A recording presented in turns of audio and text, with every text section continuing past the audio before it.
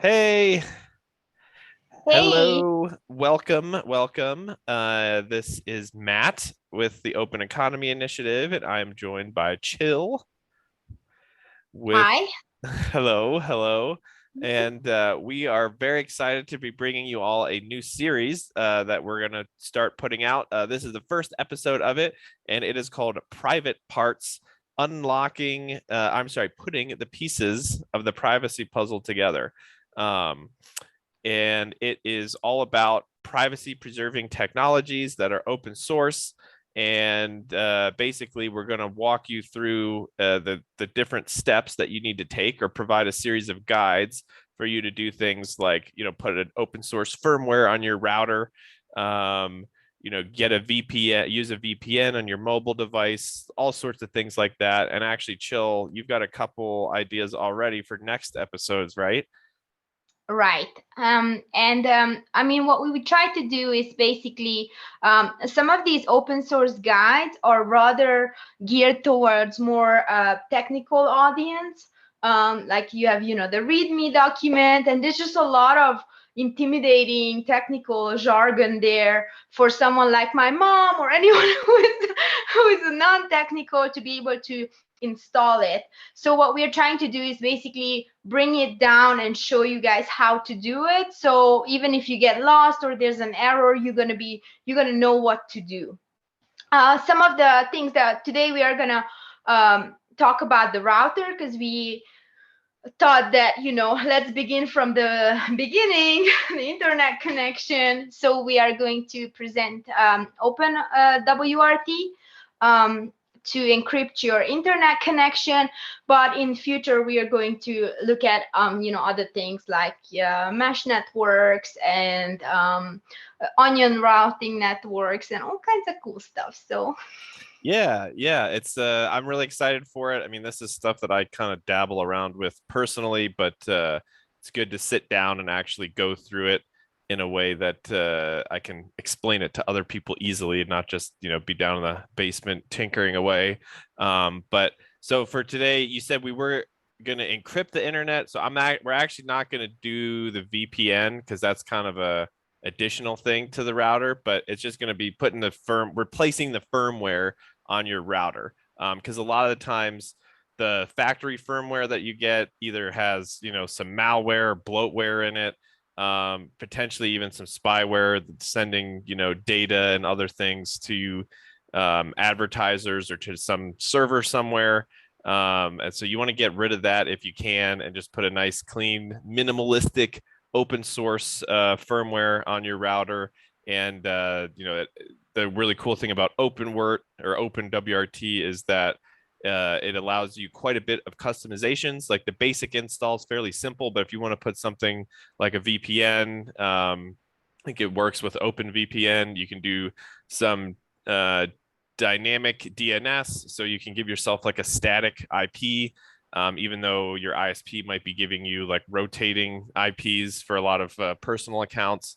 So yeah, there's some cool things that you can do through it, and we're really excited to be bringing you guys this series. So I think we're just gonna get right into it. Sound good, Chill? sounds good. Sweet. All right, let me share my screen here, and actually, I'm sorry. Let me share my screen, and we'll optimize it for a video clip. There we go. All right, Okay. zoom in. Yeah, zoom in and let's make sure that it's not blurry. How does it Yeah. look on your end? Looks clean. Yes.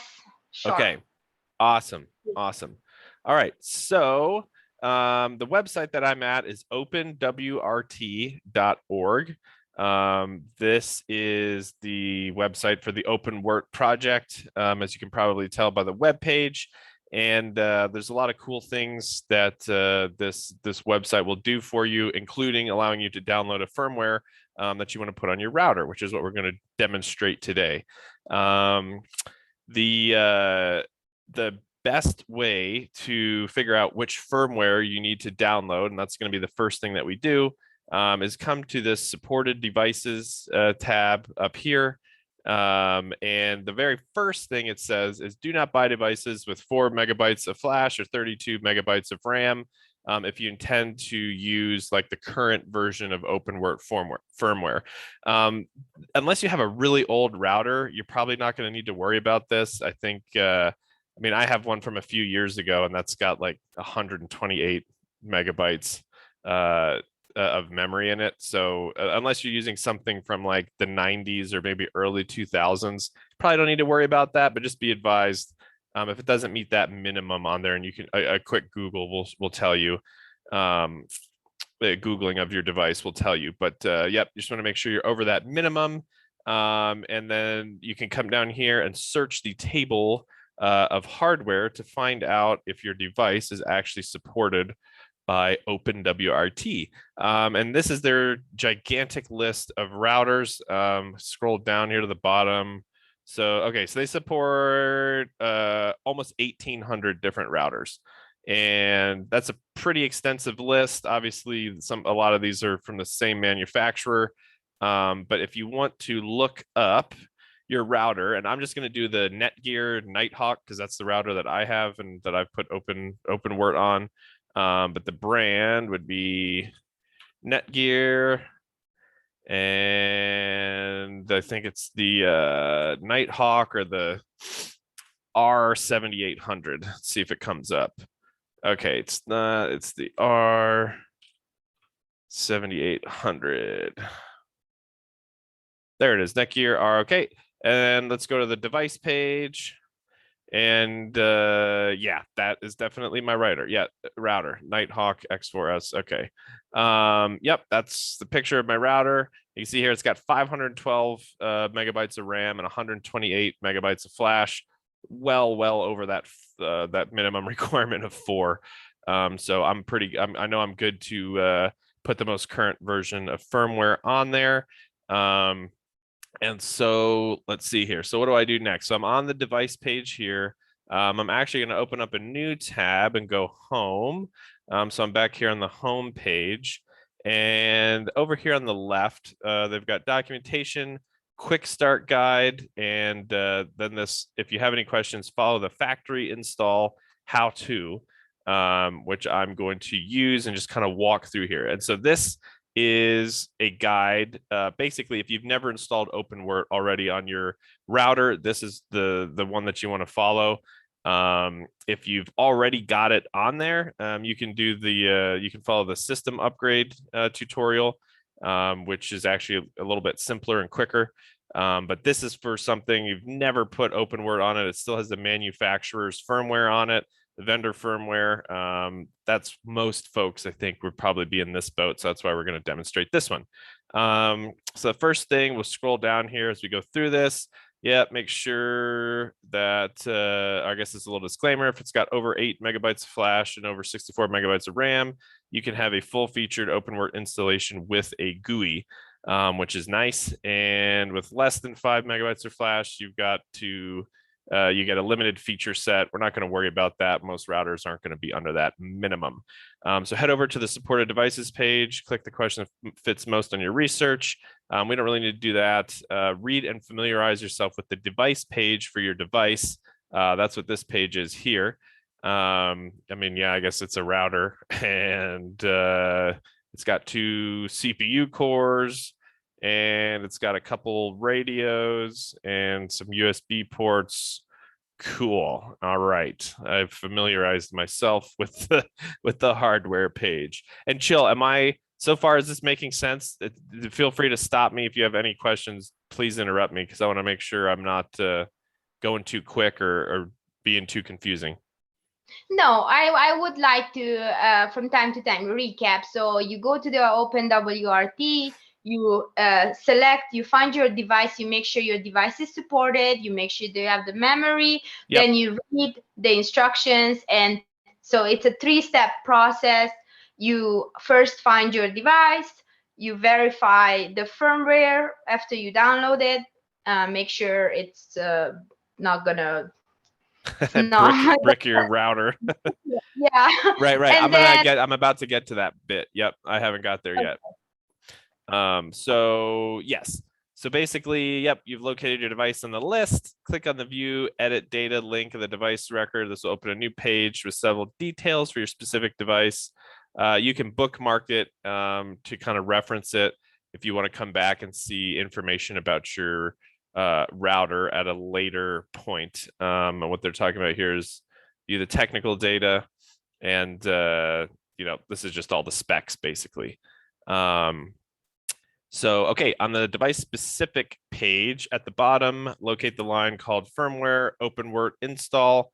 So I'll scroll down here. Okay, installation, Firmware OpenWrt install. That's what I'm looking for. I can just click on this and it will start downloading. I don't think y'all can see this because I'm just sharing my web page, but we will save this to our downloads folder, and I will let you know once it's finished downloading. Just explain the difference between the 3 different download links right Oh, now. yeah.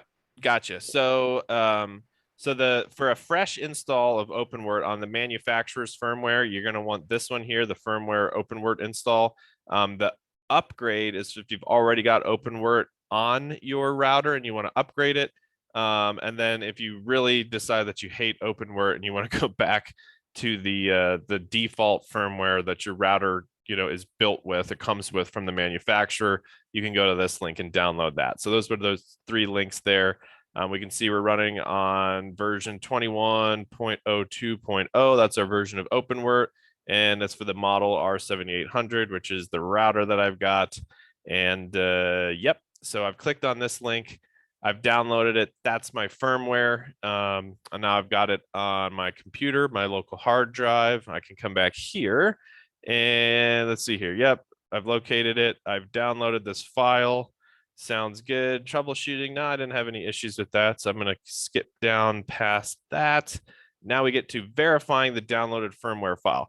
So this part is important kind of for 2 different reasons. The basic, the first reason is just to make sure that the file that you've downloaded wasn't incorrectly downloaded. There wasn't some kind of corruption in the download.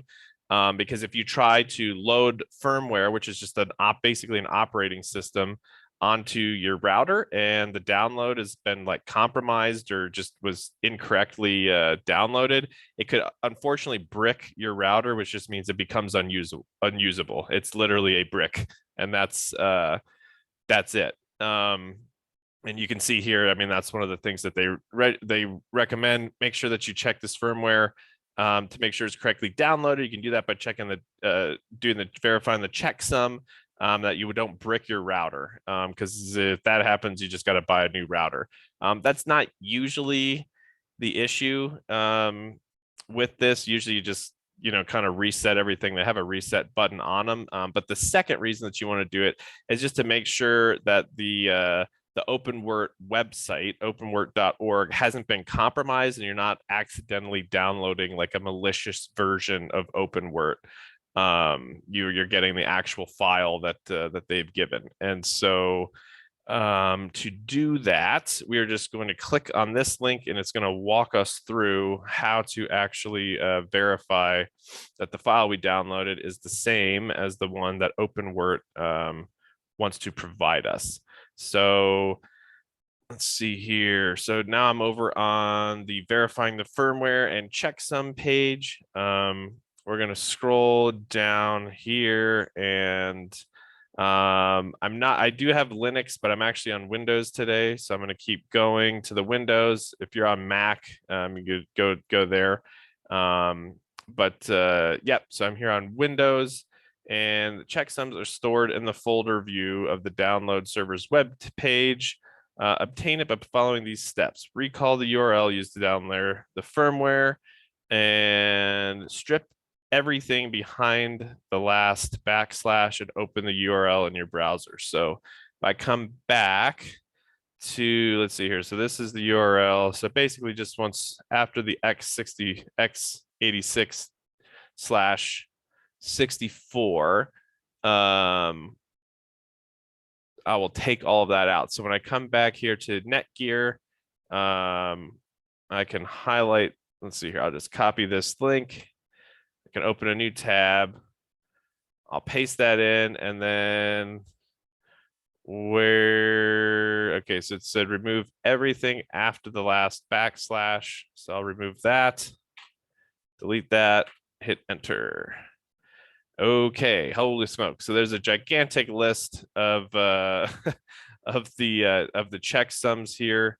I need to find my specific firmware here. So let's see here. We've got the OpenWrt 21.02.0 generic Netgear R7800. Okay, so if I do a control F, or actually, you know what? I think I see it right there. And let me zoom in here so you guys can see it a little bit better. Netgear R7800 factory image. Okay, that's the one that I want. So this here is going to be the checksum that I should see after I hash this file with the SHA-256.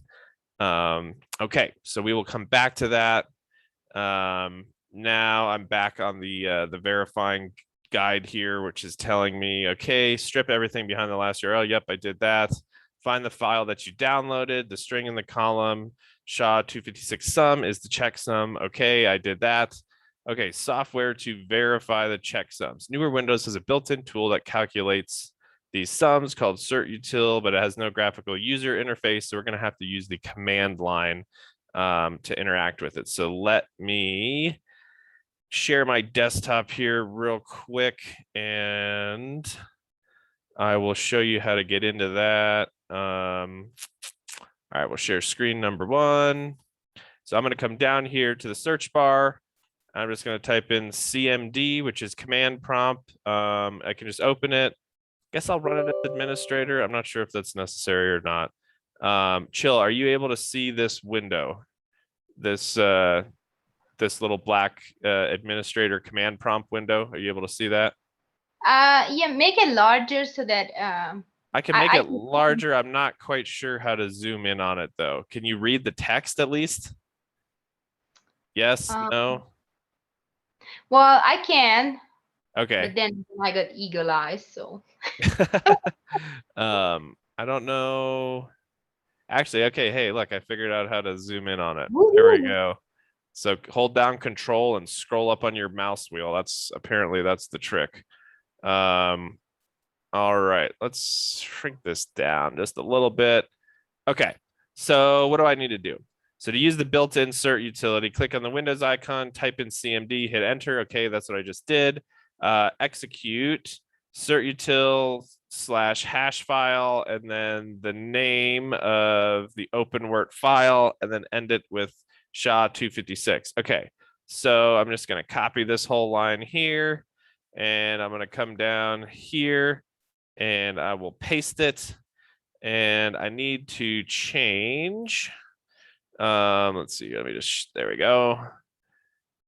So this is what I've pasted in here.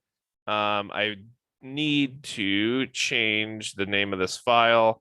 And I'm actually not in the downloads file. I'm on downloads. And then what is the name of that folder? Let's take a look here. Downloads, OpenWrt.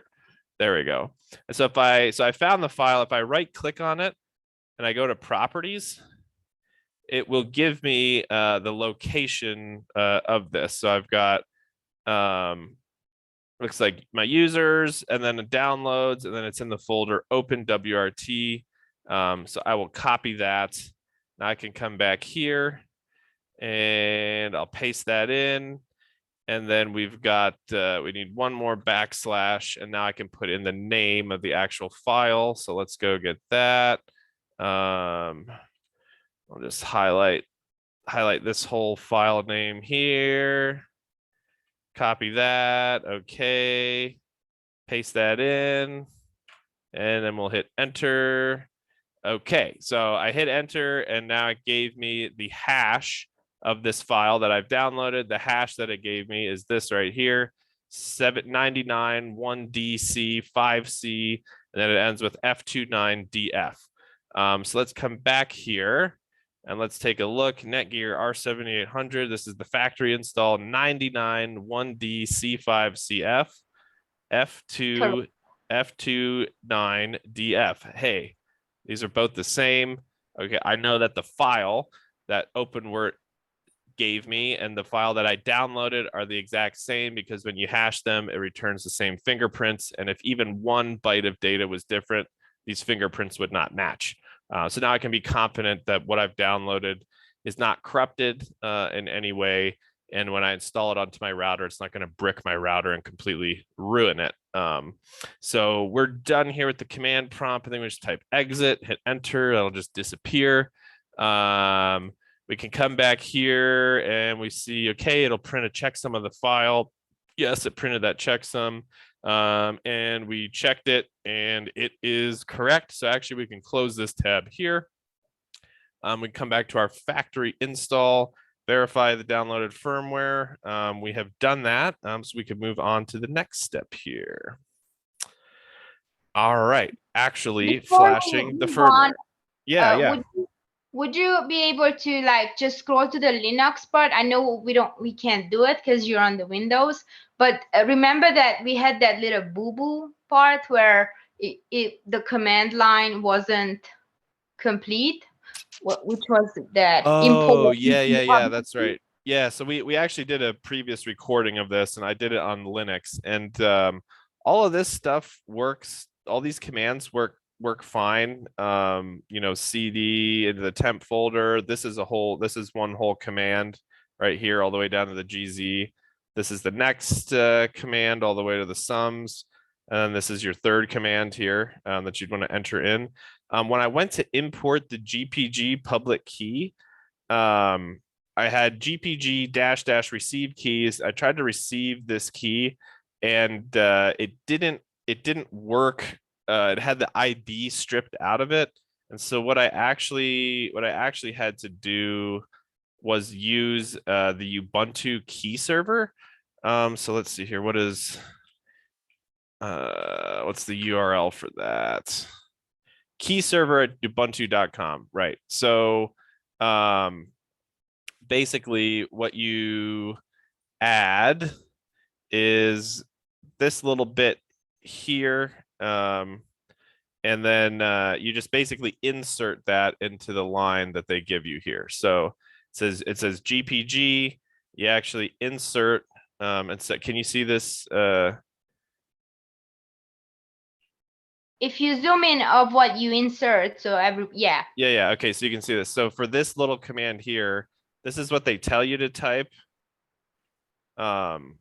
This is what they tell you to type is this. But what you actually want to do is you want to insert this bit right in front of receive keys. So you paste that, make sure there's a space in between here. So what you're actually typing in is going to be gpg -- key server, and then give it key server.ubuntu.com, and then receive keys and put in this key that they give you. And then that'll give you the ID, and everything else should work correctly. But that was just a little modification that we had to do to this, and it may not be applicable to all Linux users. It's just, I think, the default public key database that my computer is referencing stripped the ID out. So we just had to use the Ubuntu one. But yeah, everything else here should work correctly. And yeah, Chill, you want to give us a recap before I go on to flashing the firmware here? Yeah, so you went to check the firmware if it's valid. You just follow that instruction. You have to locate your file and locate the name of the file and just use that model and just switch it to your actual file location, your actual the name of your file, and then you make sure the hash is correct with that long list. Yep. Or you identify yours. So that's it. Now that you know that you have the correct firmware, it's the big moment. Yes, you are correct. So at this point, what you're going to want to do is whatever computer you're on, you will want to get your router, get an Ethernet cable. It's a lot easier to do it just with a hard line versus trying to do wireless. So Ethernet, definitely recommend the Ethernet cable. Plug that into your router and then plug the other end into your computer. And I guess they're saying here, ensure that the firmware file you're about to flash matches your router number. And has like factory.bin or factory something in it, which our file does. And next thing here, step number 3 is you need to log into the device's admin web interface. And then locate within that interface, locate the device specific function to install new firmware. So that sounds a little more complicated than it is. The best way to kind of find the admin panel is probably just to do a little DuckDuckGo or Google search. And let's see here, I have a Netgear Nighthawk R7800, and then I can do, let's see here, default login is what I will search. And let's see here. So the very first thing that comes up, I don't know, I guess we'll click on that. And let's see here. So the router's IP address on your local network is going to be 192.168.1.1. Okay, that's good. And to log in, the default is going to be admin, and then the password will be password. Okay, so that's pretty easy. So we see right here. So in your browser, you can actually go to this IP address, and it will bring up the default. It'll bring up the web interface to actually log into your router, because it's on the same network. So you're not actually going out to the World Wide Web. You're just accessing an IP address on your local network that's kind of inside your home or your business or wherever you are. So you would go to this IP. So we would just copy this, copy that, open up a new tab, paste it in. And then it's going to log in, you would just put in admin, and the password that you would put in would be password. That would take you into the Netgear admin user interface, because remember, the default firmware from the manufacturer is still on there. So this is how we access the manufacturer's firmware. So we'd go to this IP address, log in with admin, put in the password as password, and then we would be in. Once we were inside, we would need to locate the function that will allow you to install new firmware. A lot of times it's just under like system update or something like administration or software or system. There'll be a little drop down menu, and then you can find something where it says like install new firmware or upgrade firmware, load new firmware, something like that. That's what you want to look for. Once you do that, you'll just click on that, and then it'll say, okay, what firmware do you want to install? And it'll allow you to search for a file, and then you just come in, you'd find this OpenWrt file that you downloaded previously and that we verified already, and that would be the firmware that you would install into the router that's still running its manufacturer's firmware. Once you've done that, actually, I'm getting a little bit ahead of myself, but yeah, that's what you need to do. That's basically what steps 1 through 5 are helping us complete. Are going to that URL that they give you, that IP address, logging in to your manufacturer's firmware, and then finding a place or a function to install new firmware. And the new firmware that you install will be that file we downloaded from OpenWrt. Once you do that, it's going to take a few minutes, and at the end, your device will reboot automatically. And at this point, your new firmware has been installed, and it's time to log in. Did all that make sense, Chill? Hopefully that's fairly simple. Unfortunately, I already put OpenWrt on my router, and so I can't demonstrate like the going to the actual manufacturer's firmware. But again, I mean, Google is your friend. It'll tell you the exact address that you need to go to log in, and then it'll give you your default login and password. So DuckDuckGo is web search is your friend here when you're trying to find how to log into your router, because it'll be different for every router. Yeah, so all you have to do is search for the name of the router and the model, then find your username, password, login, and then it's fairly intuitive, the whole install process as usual. You got it. You got it. Cool. So, yep. So once that's done, you've now got OpenWrt on your router, and you just need to do some like basic setup stuff to get it up and running. So, we'll go to the next step here and log into your router running OpenWRT. So no matter what the address was before, OpenWRT is going to set your administration address to be 192.168.1.1. This was the same as it was for Netgear's default firmware, so that makes it kind of easy for me. You may have a different one. Or no, I'm sorry, they'll all be this. Once OpenWrt is installed, this is the address that you go to, no exceptions. What you're going to see is this page here where it says no password has been set, and it's going to ask you for your new username and your password. And the first time that you're going to log in with this method, you're going to want to do root. The username will be root, and you'll actually leave the password field empty. So basically what we're going to do is we're going to go to this web address here. So I'll click on that, and actually I'm sorry, I want to open that in a new tab. There we go. It opens it up in a new tab. We can see here's the URL. And what you want to use for your username would be root. I'll zoom in here so you can see. And you'll actually leave this password blank, and you'd hit login. Since I've already set this up, I actually have already given myself a password. So I'll fill that in with my last pass and log in here. And we can see, you should see a home page that looks something like this.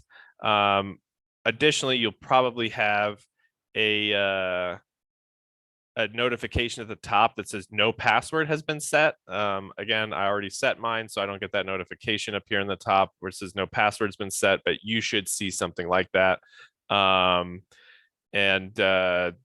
Just go set the password. That's kind of the next thing that you want to do. To do that, you can come over here to system, this drop down, and I think it's under administration. Yeah, administration. And then we've got router password. So we go system, administration, and we got the router password. You can put in a password here, retype it, and then make sure you hit the save button, or it's not going to take. Hit the save button, and now your router has a password that someone needs to enter if they're going to log into it. Additionally, if you want to give yourself like remote SSH access, you can set it up to listen on a specific port, and then you can upload an SSH key, so when it can do that handshake, and you can actually log into your router remotely. You're not really able to log into your router unless you're on the same network in your house, kind of by default, which is a security thing. You don't want someone from outside your network to be able to log onto your router and change things. But if you kind of know what you're doing, you can set up the SSH and give yourself a little bit more access when you're out and about. Not really necessary for setting up a router though. I was gonna ask, like, when would you use that? That's more for like the techie folks who maybe have a bunch of custom configurations or traffic routing, and they're out at work and the Wi-Fi goes out at home, and so you want to be able to log in from work and maybe reset the router or change things around so that your family has internet access. Or if you have a business and maybe you've got a VPN set up or something like that, and the VPN isn't working, or you're not able to access some files that you need to, it could be helpful to remotely log in to your router. But definitely you want to do that through SSH. You don't want your router to be like publicly available, because then someone can just sit there and try and guess the password over and over and over and over again, and eventually that could be bad if you don't have a strong password, or they somehow figure it out. So yep, that makes sense. Yes, sir. Cool. Okay, so we've logged in, we've changed the password, and then the last thing we want to do is activate the Wi-Fi, and that's going to be it for this guide. There's some other things there's quite a few other things that you can do.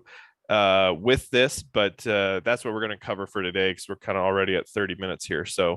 Um, so this is basically just explaining kind of like what the OpenWrt interface is. It's called Lucy, and what the different things are when you log in. What we really care about is setting up the Wi-Fi. And actually, I'm sorry, we already set up the root password, so we'll skip this bit. And yep, make sure you hit save and apply. And then let's secure and turn on the Wi-Fi. So last thing we want to do is turn on and secure our Wi-Fi networks. So what we'll actually do is you're going to go to network, and then you're going to go to Wi-Fi. And under that, you'll be at the main Wi-Fi page. And let me see here. Okay, so to set up the Wi-Fi, you're going to want to go to the network drop down and then hit Wi-Fi or wireless, and it will take you to a page that shows you basically the different radios that your router has. Mine has two different radios. It has a 5 gigahertz and I think a 2.5 gigahertz radio. The 5 gigahertz is like higher bandwidth, faster speeds, but not as far of range. The 2.5 gigahertz is lower bandwidth, but has a further range. And so what I did is I actually named both of these networks the same thing, and made their password the same. And so my devices will just kind of switch in between whichever one. If I'm out in the yard, it'll probably be on the 2.5 gigahertz. If I'm right below it or inside watching TV or streaming something, then it'll be on the 5 gigahertz because I'm closer to the router. Kind of handy if you have two different radios on your router. Not all of them will. It's not necessary, but yeah, just kind of like a handy little thing. Yeah, basically once you go to the network and then the wireless, you'll get a overview of your wireless radios and then any stations that you've associated with it. That should be blank by default. But yep, you can scroll down here and we can see the different options. The first thing that you want to do under device configuration is come down here to interface configuration, and the ESSID, you want to set that. By default, it's going to be OpenWrt. This is just the name of your network. So when somebody comes over and they're like, hey, what's the Wi-Fi? This will be the name of the network that you give them. And then it's going to be on your LAN. That'll be the network that it's on. Once you've chosen that, you can click on wireless security right here, and that will take you to this page, at which point you can choose a password for your Wi-Fi. The kind of the industry standard or the best practice for encryption is WPA2 PSK. So you're going to definitely want to choose that for your wireless security. This makes it so, somebody driving by on their cell phone, they can't just like hop on your Wi-Fi and see everything that's going on your home network. So definitely choose encryption, very important, WPA2 PSK. And then once you choose that, two new form fields will pop up, cipher and key. You don't need to do anything with ciphers, just leave that as auto. What we care about is key. Key is going to be your password. So this is what it should look like. You've gone to wireless security, you've chosen your encryption, leave cipher as auto. The key, this is just your password. So what's the password to your Wi-Fi? Something, you don't want to be 100 characters long because then it's hard for people to type in, but it's a good idea to have a password that it's at least got a number, uppercase, lowercase, and a special character as well, like an @ sign or a $ or exclamation mark. Get all 4 of those in there. Make it 13 characters or so, and you should have a fairly strong wireless password. So yeah, once you've come up with the password, type it into the key box. And if you want to see if you've typed it correctly, you can just hit the little green cycle icon and it'll reveal it for you. If everything looks correct, you just hit the save and apply button, and now that wireless radio is set up. If you have 2 radios, you've got to go and do this for each of them. I recommend giving it the same network ID and the same key or password, just so your devices can switch back and forth. However, if you want to have secret gaming internet or something like that, you could make a completely separate network. If you have 2 different radios, and only give your Xbox or your PS5 access to the one radio, and then make everybody else use the other one. You could do something like that to give yourself a little extra bandwidth if you need it. So, yep, I think this is just walking us through. What is this doing? This is just kind of showing us the page. So again, this is the wireless page. Up here, you click on network, and then it drops down. You click on Wi-Fi or wireless. You'll see this page here, general setup, interface configuration. General setup will give you your SSID, the network name, wireless security. You get to choose your encryption and put in your password. And then, yeah, hit save and apply. Once that's all been done, it's time to turn on the Wi-Fi, and you just got to click this green enable button, and that'll turn it on. Give it a minute or so, and then it'll come up, and you should be able to connect your device to it, and everything is good. Let's see here. If you only have one wireless network on your router, you're done. If you have more wireless networks, then you can go to each of them and set them up using the same process. That's kind of what I was just talking about. And yeah, you can use the same password if you want things to switch. So yeah, that's how you set up your Wi-Fi on OpenWrt. The last step is just troubleshooting here. Everything should be working at this point if the firmware installation went correctly.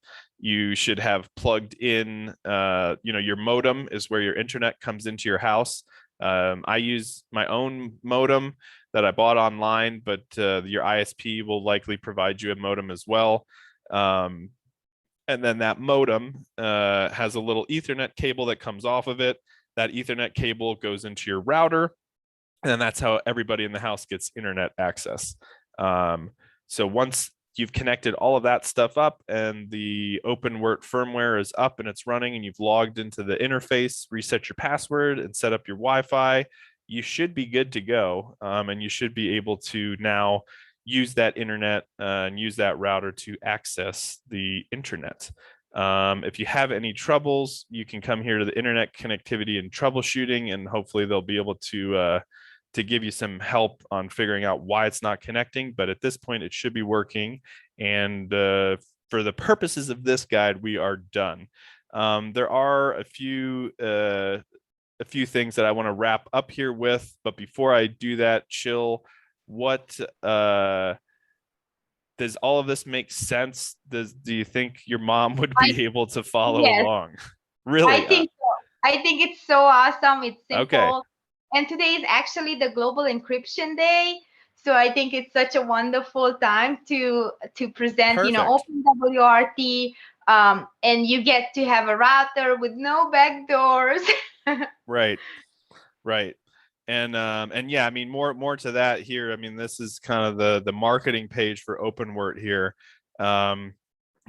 Basically people install OpenWrt because they find it to be superior to the stock firmware of their router or their embedded device.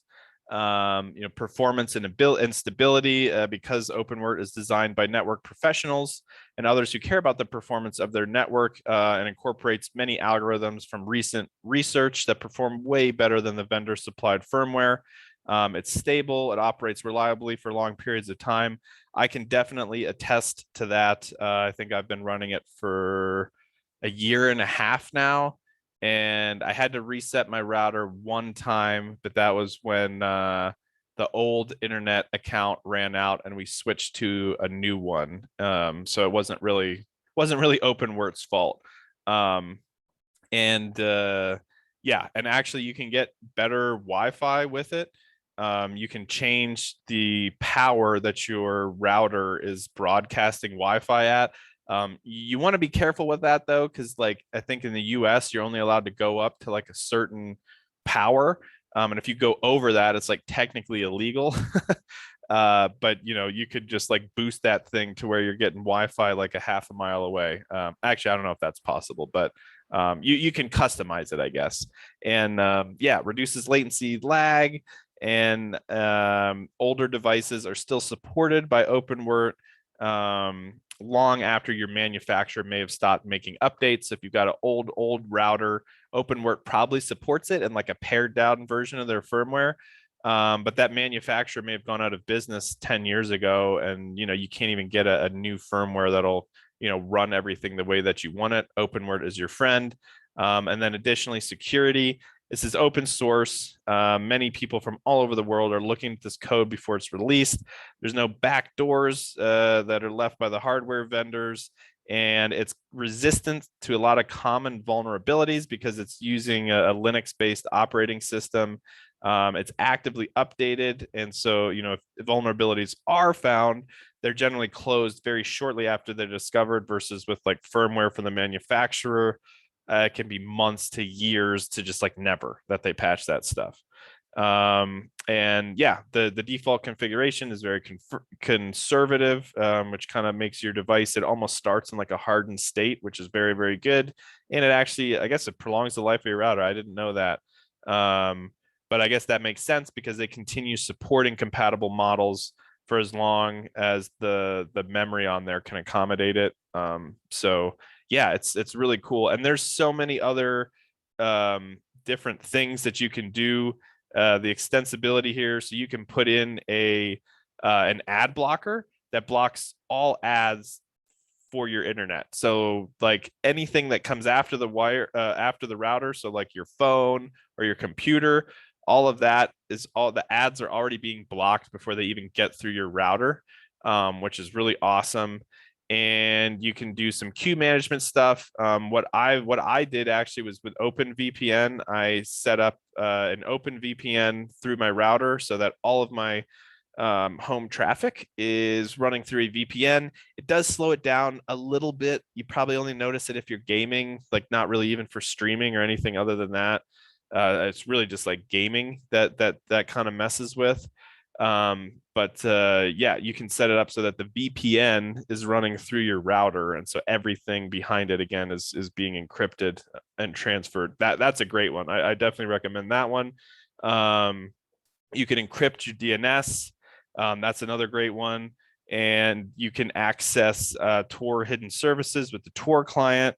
You can force connected devices to use your router's DNS, and you can create a guest LAN that allows access to the internet, but not your local devices. Again, that's a really good one. I didn't know this one. You can do parental controls, set quotas on download volumes or bandwidth, which is awesome. I guess you can add a webcam, connect a weather station, interact with one wire devices. Oh, so different sensors. Wow, I didn't know that. Make your router essential for home automation. Actually, I do a lot of stuff with Home Assistant. Sorry, I'm kind of just nerding out here. But yeah, and then dynamic DNS. This is a nice one. You can get a static IP address. You just have to tell your router where to look to update the address, and then it just gives like a static one for a server or something that you're running on your home network. So if you have any questions, go to the forum or contact them. But yeah, I think that's going to do it for this first edition of Private Parts, putting the privacy helping you put the privacy puzzle together. We covered the router and put an OpenWrt firmware onto it. Hopefully this guide was easy enough for you. You can follow along and improve your personal digital security and privacy. Yeah, cool. Thank you for watching. We appreciate it. We love y'all, and let us know how you like the series, what you want to see next. We're probably just going to do like a linear thing where, we started with the router. What comes next after the router? I don't know, something like a VPN, or we'll have to figure that out. But we want to make it so that, you have a pretty good base of open source software that you can use to really improve your privacy and your data security. So with that, we're going to sign off and take it easy. We'll see you next time.